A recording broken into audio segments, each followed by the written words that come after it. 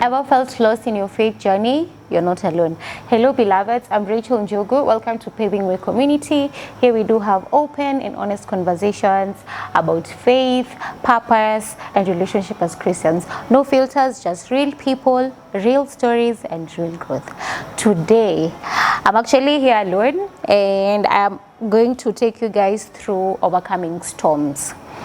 I don't know why that topic came through my mind, but we're just going to indulge in. We're going to dive in. So for storms, what are storms? For me, storms are challenges that we normally encounter in our day-to-day lives. And there's one scripture that came in my mind, and that was Matthew chapter 14, verse 22 to 32, which I'll be able to read if you guys allow me to, and it's mainly regarding Jesus walking on water. I'll start reading. Then Jesus made the disciples get into the boat and go on ahead to the other side of the lake while he sent the people away. After sending the people away, he went up a hill by himself to pray. When evening came, Jesus was there alone, and by this time the boat was far out in the lake, tossed about by the waves because the wind was blowing against it. Between 3 and 6 o'clock in the morning, Jesus came to the disciples walking on the water. When they saw him walking on the water, they were terrified. "It's a ghost," they said, and screamed with fear. Jesus spoke to them at once. "Courage," he said. "It is I. Don't be afraid." Then Peter spoke up. "Lord, if it is really you, order me to come out on the water to you." Then Jesus told him, "Come," answered Jesus. So Peter got out of the boat and started walking on the water to Jesus. But when he noticed the strong wind, he was afraid and started to sink down in the water. "Save me, Lord," he cried. At once Jesus reached out and grabbed hold of him and said, "How little faith you have. Why did you doubt?" They both got into the boat and the wind died down. Then the disciples in the boat worshipped Jesus. "Truly you are the Son of God," exclaimed. For me, for that verse, the most significant part for me is the part that Peter was told by Jesus that he can actually walk on the water, na akatoka kwa boat, and when he got out of the boat and he tried walking on the water, he lost focus of Jesus Christ, and he started diving in the water. And majority of the time, that's us as Christians. God has given, I'll just use an assignment. God has given you this assignment to do. Lakini, he has already given you that assignment. Amekwambia, I don't know why I'll use Moses, but amekwambia Moses, you have to go to this town and you have to do this and this and this and this and this and this and this. Then challenges come your way.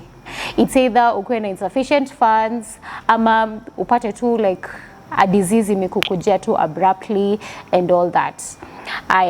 Then, okay, I'm just giving two scenarios. Kwanza, we will reflect the story of Jesus and Peter, and we will reflect the scenario of Moses yenye tumejitungia, sawa?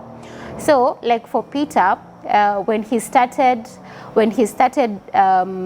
getting into the water, this is what Jesus Christ told him. "How little faith you have. Why did you doubt?" Because Peter, Jesus alikuwa ameshamwambia, you can actually walk on the water, like come on, sawa? Then Peter started walking on the water. Then after some few minutes or seconds, he started diving in because he had not fixed his eyes on Jesus Christ. And for us as Christians, majority of us are like Peter. Tumeshapatiwa hii assignment, then the challenges come, then we stop fixing our eyes on Jesus Christ. Sawa? So we start fixing our eyes on the challenges ama the problems that we actually do have. You get? And so that's why even today I'll be taking us through ways in which we can be able to overcome these storms. Sawa? And some of the storms that are normally in our Christian life, our day-to-day life, can be health issues, insufficient funds, lack of direction in life, toxic relationships, sexual immorality or addiction of drugs, lack of job opportunities, loss of a loved one, that's grief. So what causes us as Christians to be in these storms? And one thing I came to know is it's because first God allows us to be in these storms. God allows us to be in these storms. Now, one thing I normally know, in each and every single challenging situation that you're in, you have to ask yourself,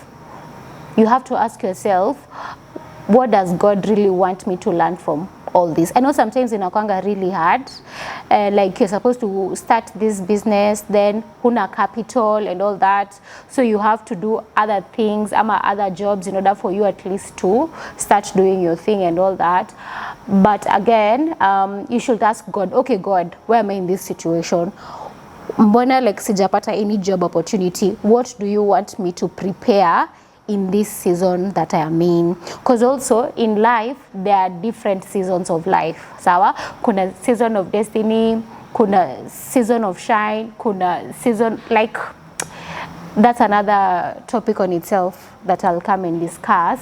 But in every season that God amekuweka, just ask him, okay, why am I in this waiting season? Like, God, what do you want me to work on myself? Like, what are you preparing me for? And another thing that causes us as Christians to be in storm, sometimes you're the ones who put ourselves in those situations. I'll just use this an example. Let's say kama ni toxic relationship. Let's say God had already told you that you guys are actually not equally yoked, but you still continue going or getting into that relationship. Ni wewe umejieka hapo. But God is so gracious enough in that he will be able to get you out of that. Sawa? So in each and every single storm that we are in, we first have to ask God, okay God, mbona umenieka hapa? Why am I in this season? Like, why is this season like this? One thing about God is he normally wants us to just be open and honest with him. God, squeeze, I normally say God is actually my best friend, because he normally wants us to communicate to him how we do to our normal friends, like our earthly friends. That's how he normally wants us to speak. See he does not know that this and this is actually going on. He actually knows. Anajua huna job.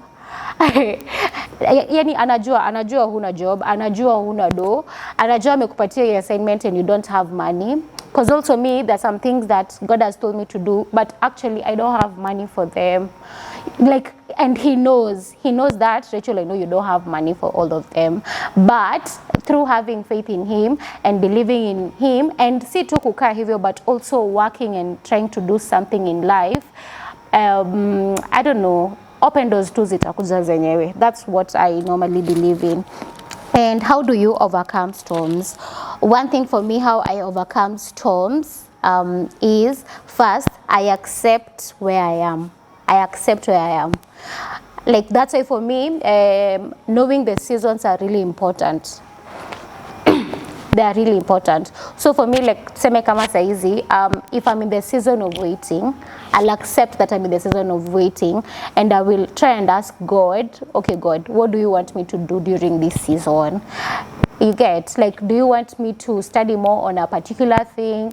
Do you want me to work on myself? Like do you want to prune out the things that are not worthy of your presence in me during this season? Just accepting that you're in that you're in the middle of a storm. Another thing ni being honest with God about the situation. Like kumwambia, aki God, let's say kama ni a job opportunity, God, I have been jobless for 2 years now, and yani just you being open, because let me tell you, you being vulnerable to anything, it allows even the other person to get in. Like now, you know, Neshananga, like you don't have pride or you don't have ego, because you know he knows, but you'll just tell him, Aki, God, I have been in this situation for 2 years. Ama, I have been in this toxic relationship for, let's say, 4 years, and I don't know how to get out of this thing. Once you just say it out, once you be honest about it, sasa you'll allow him to get in and he'll be able to assist you. Another thing is, after you being honest, now you have faith and you believe that God will come through for you. Let me read the book of Matthew chapter 8.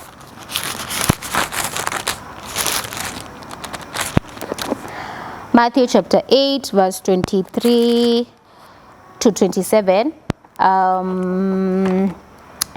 Again, it's regarding storm. Jesus comes a storm. Jesus got into a boat and his disciples went with him. Suddenly, a fierce storm hit the lake and the boat was in danger of sinking. But Jesus was asleep. The disciples went to him and woke him up. "Save us, Lord," they said. "We are about to die." Then he woke up. Jesus woke up. Na akawambia, "Why are you so frightened?" Jesus answered, "How little faith you have." Then he got up and ordered the winds and the waves to stop, and there was a great calm. Everyone was amazed. "What kind of man is this?" they said. "Even the winds and the waves obey him." So like in this Christian walk of ours, faith is actually important. And I know majority of the time having faith is hard because you're believing in something that's not there. Like you're believing God will provide for you this thing, lakini it's not evident, like huioni, but you just have this assurance that God will actually provide. Today I was reading the story of the paralyzed man, and one of the main reasons that Jesus Christ was able to like heal him, it's because of the faith of the friends. Jesus was alikuwa tu in a room like this one. Then he was teaching the Pharisees, if I'm correct, the Pharisees and the teachers of the law, and kulikuwa kumeja. So since it was packed, those friends wakabeba their friend, the paralyzed man, they took him to the ceiling. Unaona, you see how like how rooms normally have ceilings. Akapeleko, like they took the guy, and you can imagine walikuwa wanatumia, I don't know, I've forgotten the name. What's the name of the thing that the sick people are normally carried? Zinaitwa ma? You see, okay, there's some beds that patients are normally there's some beds that patients are, zinaitwa ma? Machela, yes, machela. So you can imagine umebeba mtu mgonjwa kwa that machela, and sasa since the room is packed, you even now take the person on top of the ceiling and you get to like create a space in which the machela itself can fit in order for like you guys to take down the paralyzed like friend. Like that's hiyo ni faith yenye I don't know, man. I don't know which friend of, okay, maybe I have friends who can do that, but Jesus was able like to heal the paralyzed man due to the faith of the friend. And yeah, so that's one thing as Christians that we should be able to have. We should be able to have faith. We should be able to like believe in the things that we can't see, that he has already gone before us. He will provide, because ndo ametuleta huku. Like God is the one who brought me on this earth. He knows my end. He knows, like anajua 5 years from now what will actually happen to me. Hata kama right now I mean a lot of storms and all that. Yeah, like he actually knows 5 years from now Rachel atakuwa hapa. 5 years from now Moses, I don't know Moses ni nani, but you keep on coming in my mind. Moses will be there and there and there and there. Hata kama right now you are in that storm of a particular place. And another thing, now for Christians, majority of the Christians, we have faith and we believe in God, but we don't put in the work. Now that's where we go wrong. When you have faith and you believe in God, now do it. Like wake up and just do it. Like hata kama you don't have a job opportunity right now, it's okay. You studied medicine, na ujapatiwa hiyo kazi, but there's something that God has put in you. Kama ni like kubake ama you have to go and assist in an NGO, go and do that. And one thing, and I normally say this, us as Christians, ama too, like just normal human beings, we are so much fixated with how life should be. Tumaliza shule, we graduate, kwanza we maliza high school, we go to campus, we graduate. After graduating, lazima we get job opportunities, we be employed. After being employed, now some years to come, you're married. After being married, the parents will want us now to have kids. A lot of, me hiyo kitu mimi inanikasirisha. Like we should not be that fixated. Like okay, I'm not saying that don't go to school and learn, go and learn and do all those things, but don't be so much fixated that I did this career and this is what I need to do in life. You get, there's something that's why finding your purpose is so much important, because now you get to ask yourself, okay, what's the reason that God has put me in this world? Why? This is so timely. What's the reason that God has put me in this world, and what does He want me to do? Because sometimes unaweza kuwa you did that degree of medicine and all that, but your calling is so different. Because when you are selecting that career, God was not there. Like you're doing it out of you passed well your examinations, you are this bright kiddo, and because of that, now you have to do these top careers in Kenya, ama in the world, if it's engineering, if it's blah blah blah blah blah blah blah blah. But each and every single person normally has an assignment in this world. I don't know why I have really emphasized on that. Yeah.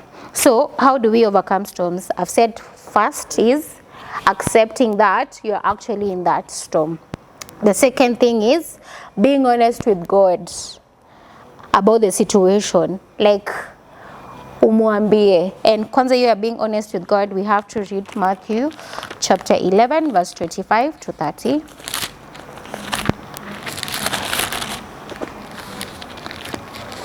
And it says that at that time Jesus said, Father, Lord of heaven and earth, I thank you because you have shown to the unlearned what you have hidden from the wise and learned. Yes, Father, this was how you wanted it to happen. My Father has given me all things. No one knows the Son except the Father, and no one knows the Father except the Son, and those to whom the Son chooses to reveal him. Come to me, all of you. This is Christ. Come to me, all of you who are tired from carrying heavy loads, and I will give you rest. Take my yoke and put it on you, and learn from me, because I am gentle and humble in spirit, and you will find rest. For the yoke I will give you is easy, and the load I will put on you is light. So I'll give you my personal story of today, of today. Now, during you see the time duration that, how will I put it, Aki? Now, these shoots that I normally do, let's say a week before these shoots, ama kwanza on the day of the shoot, I normally have a lot of doubts. And I normally have a lot of fear and anxiety. And sometimes, ni kama nakuanga paralyzed. So hadi before the shoot, siongeangi sana. Like if, let's say I'm preparing myself to come and all that, siongeangi sana, and I normally don't have a lot of conversations, sawa. But like for today, I actually told God, nilimwambia tu like, God, you know what? I'm actually nervous. I don't know why. I'm actually in a lot of fear, in a lot of anxiety, and CRT, this is something that I have not done it before. Like I've done a couple, 8 episodes now. I've done a couple, but there's still that fear and anxiety and doubt and a lot of things. But let me tell you something. When I reached in this place, there's just some calmness that came through me.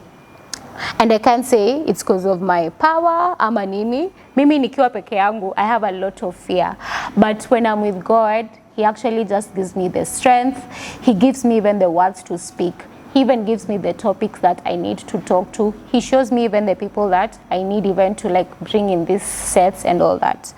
So yeah, like what was I trying to say? What I was trying to say is God is actually, and also Jesus, they're actually, let me just use God. God is actually ready for us to allow him in our lives. Like he's actually ready. And that's why in the book of Matthew, he says that, come to me, all of you who are tired from carrying heavy loads, and I will give you rest. Take my yoke and put it on you, and learn from me, because I am gentle and humble in spirit, and you will find rest. For the yoke I will give you is easy, and the load I will put on you is light. So how do you overcome storms? The second thing is being honest with God about the situation. Unamwambia tu venye vitu ziko, cause we can't do without God. Like we can't do without God. God is our protector, he's our provider. Hadi jana ama ni juzi nilijitungia hii, God is my director. Like he leads me, he shows me, okay Rachel, don't do this, do this, da da da. Yeah, so God is my restorer, God is my healer. Then having faith and have faith and believe that God will come through. And just don't have faith alone and believe. Actually, don't just stay there in the house and sasa think that God will now come there hivyo tu. Ni kama those people also who normally looks who are craving, not craving, ama who are just anticipating like to have partners. Your partner can't just come when you're there in your house. He can't, like ama she cannot just come hivyo. Yes, kuna these apps and all that, but hadi hizo apps you guys will still meet one day, one time. Like you have to put yourself there. You just have to do something. Hata kama it's not something that you want to do it for life, but you just have to start from somewhere. If ni kuuza mandazi, just start and sell. Start. Maybe on the way when you're selling those mandazis, you'll just get a destiny helper. Maybe mtu mwenye atakuwa amebook sijui what quantity of mandazi is the person who will now lead you to another level of your life and another season and chapter in your life. Another thing pia, our minds should not be fixated on how we have been brought up. God is the one who knows how our life should be. So that's why pia, even in storms, we have to have a relationship with him, because he's the one who will direct you. He's the one who will lead you. He's the one who will be able to show you the way. Yeah, and one word that I will be able to leave all of you for today is Isaiah. This one I read it yesterday. Isaiah chapter 43 verse 1 to 7. Oh, we are shooting in June, but this will air out in July. Isaiah 43 chapter 1 verse 7, and it actually says that this is God promises to rescue his people, the Israelites. Israel. So this was Prophet Isaiah now telling Israelites, Israel, the Lord who created you says, do not be afraid. I will save you. I have called you by my name. You are mine. When you pass through deep waters, I will be with you. Your troubles will not overwhelm you. Umesikia? See, ati also in Christianity, what people normally think is challenges will not be there. Kwanza challenges ndo zitaja kabisa. Like your faith will be tested so many times. But also in those storms, God is with you. And most of the time, anatakanga to like, we just allow him to be present. When you pass through deep waters, I will be with you. Your troubles will not overwhelm you. When you pass through fire, you will not be burnt. The hard trials that come will not hurt you, for I am the Lord your God, the Holy God of Israel who saves you. I will give up Egypt to set you free. I will give up Ethiopia and Seba. I will give up whole nations to save your life, because you're precious to me, and because I love you and give you honor. Do not be afraid, I am with you. From the distant east and the farthest west, I will bring your people home. I will tell the north to let them go, and the south not to hold them back. Let my people return from distant lands, from every part of the world. They are my own people, and I created them to bring me glory. There's one word which has stood for me is, when you pass through deep waters, I will be with you. Your troubles will not overwhelm you. Yes, you see, troubles will still be there, but sasa, they will not overwhelm you because your eyes will be fixated on him.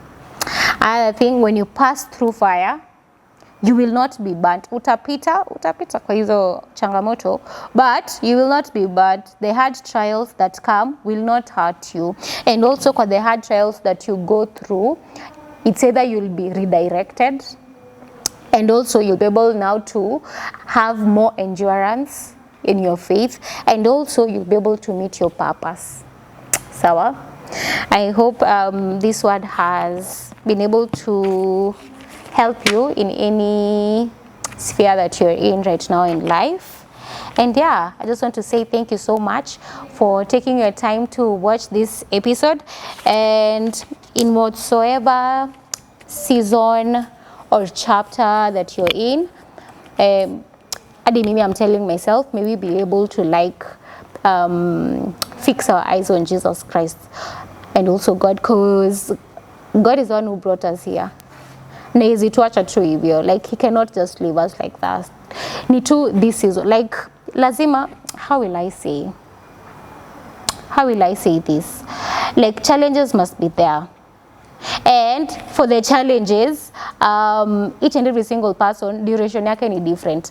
Kama ya the Israelites ilikuwa 40 years, they stayed there in the wilderness. For Joseph, when God gave him the dream, it took him, was it 13 years? Yet it took it took him 13 years in order for it to come to like vision and all that. So each and every single person's duration is different.